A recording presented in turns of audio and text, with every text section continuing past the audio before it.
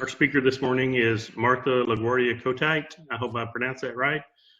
She's an award-winning author featured on Fox News, CBS, Fox and Friends, published in the Boston Globe and dozens of magazines, U.S. Coast Guard and IBM spokesperson, quoted by the New York Times and CNN. So definitely it's about like having Rick Chappell here. Our collective IQ went up, or our average IQ went up when we allowed Martha to join our call this morning. So Martha, we'll turn the floor over to you, and we appreciate you joining us today. Thank you, John. I am delighted to be here with you all. You are such an impressive group of business leaders, and I salute you for continuing to engage and make a difference virtually during this pandemic. So my hat's off to each of you.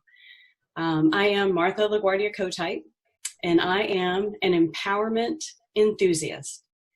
I help redefine what a person or a business can be and can do. Ever since I lost my older brother to suicide, when I was in high school, I've been motivated to make a difference, empower others, and save lives if I can. And I do this being an author of 5 books, including the award-winning So Others May Live, about Coast Guard rescue swimmers saving lives and defying death, going into extraordinary circumstances like hurricanes and caves and sinking vessels to save a stranger while putting their own life on the line. I do this as a TEDx speaker, an advocate of nature, the oceans, and of life, and I do this talking about suicide prevention. I do this as a proud veteran of the United States Coast Guard, having served my country for over 29 years at sea and ashore.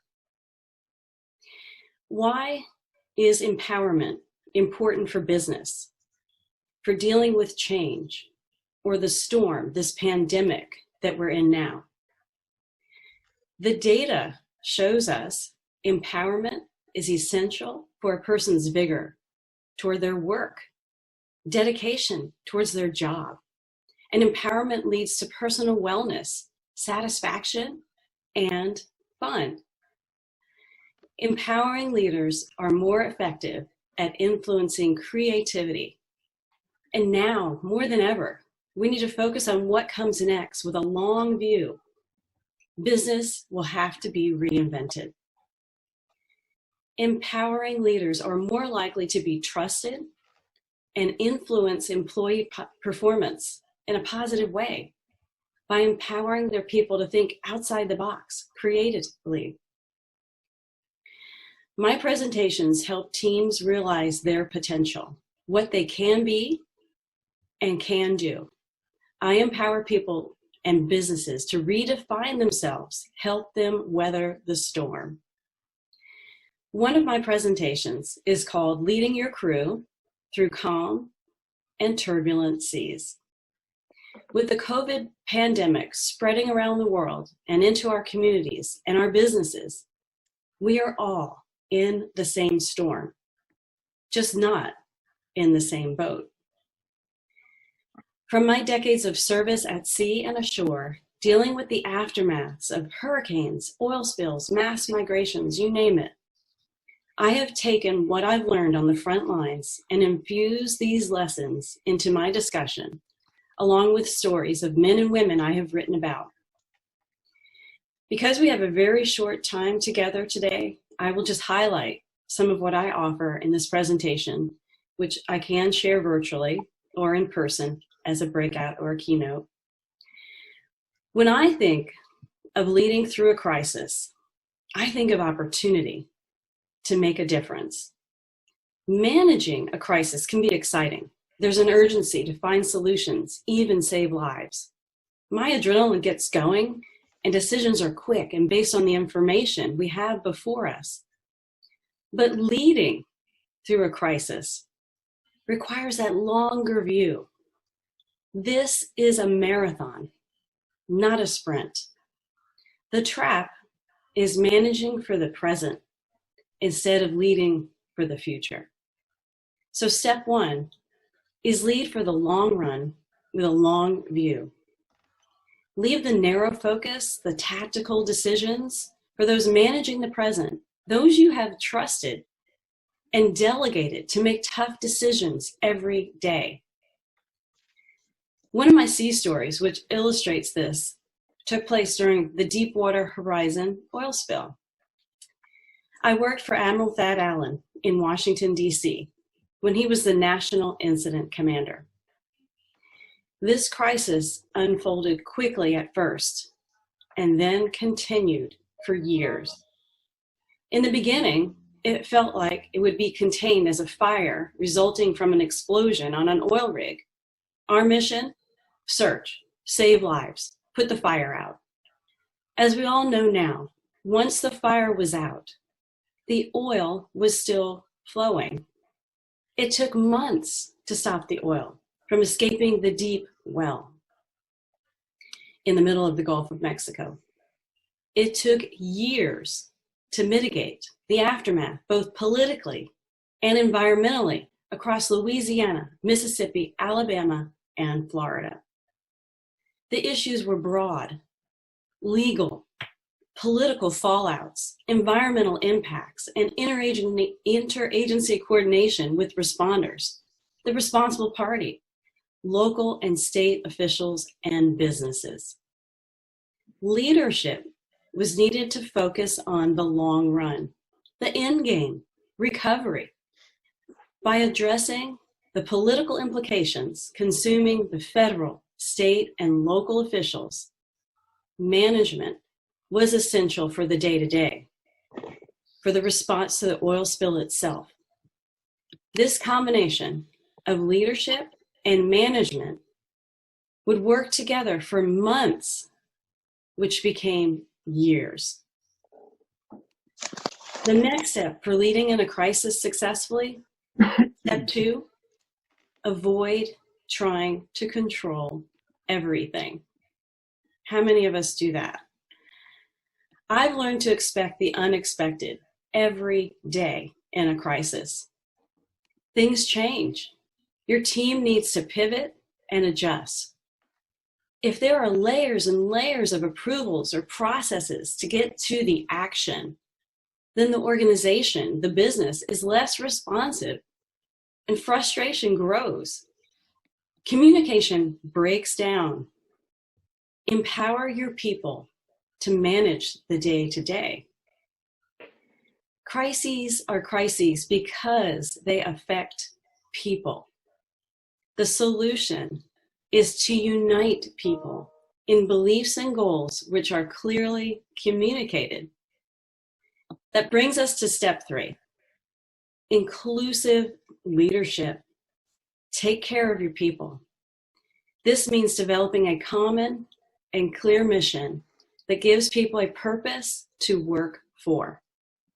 Communicate your mission and goals clearly. Show them how they can contribute, make a difference. Empower them. This makes working from home or in a remote virtual world meaningful.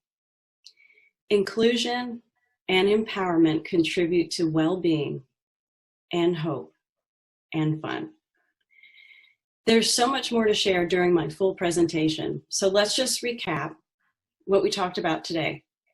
How to successfully lead during calm and turbulent seas, and especially a crisis.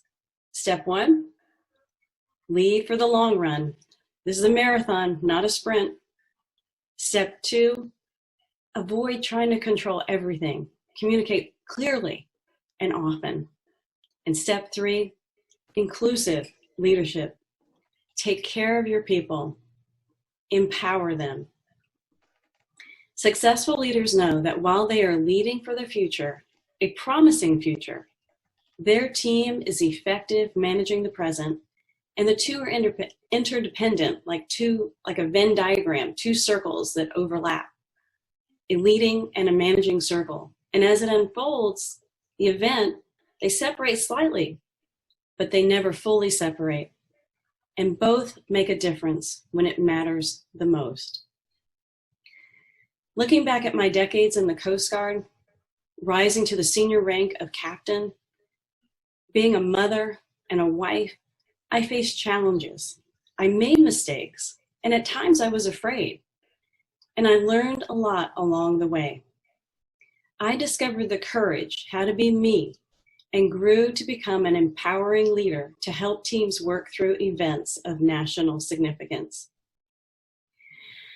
Another area I'm passionate about is suicide prevention, and this month is Mental Health Awareness Month. Did you know suicide is the 10th leading cause of death in the United States? For me, it's very personal and has been a lifelong commitment. You see, I lost my older brother to suicide when I was a senior in high school. I learned then how short, how fragile life can be. While in the military, I directed and co-produced a suicide prevention training video used for the Navy and the Coast Guard, partnering with the Chaplain Corps. I also am trained as an assist advocate, helping keep people safe for now that are contemplating it. And I volunteer with the American Foundation for Suicide Prevention. I know that with more awareness of the aftermath, we can prevent many suicides. If suicidal people know of the massive void they leave behind by taking their life, how they change the lives of those that love them, that are friends with them, that community, that business, that family, they wouldn't take their lives. And if they know that it's a temporary situation and that they can get help to see the light, they wouldn't take their life. We need to make these connections, have these conversations, so suicidal people will know they are not alone, that it is a temporary situation. They can get help, and that we appreciate each other because each of us has a place and a purpose in this life. We each are obligated to help each other see the light when all they feel is darkness. We're obligated to help people return to the light and realize their purpose, their value, what they can be and can do. I'd love to talk more about this with your business, your team, with you. We are all in new territory. We are all in the same storm, just in different boats. I believe we can use our collective ingenuity, our compassion for others, our foresight and candor to see us through to safe harbor. Storms come and go. They don't last forever. This is a temporary time, and we can come together in a positive way, even if we don't know what will happen next. With each sunrise, we're given a new horizon, a landscape from which we have the space, the room to carve our own place, to own it, empower each other, ourselves, lifting each other up. I'd like to empower you and your team to redefine what you can be and can do.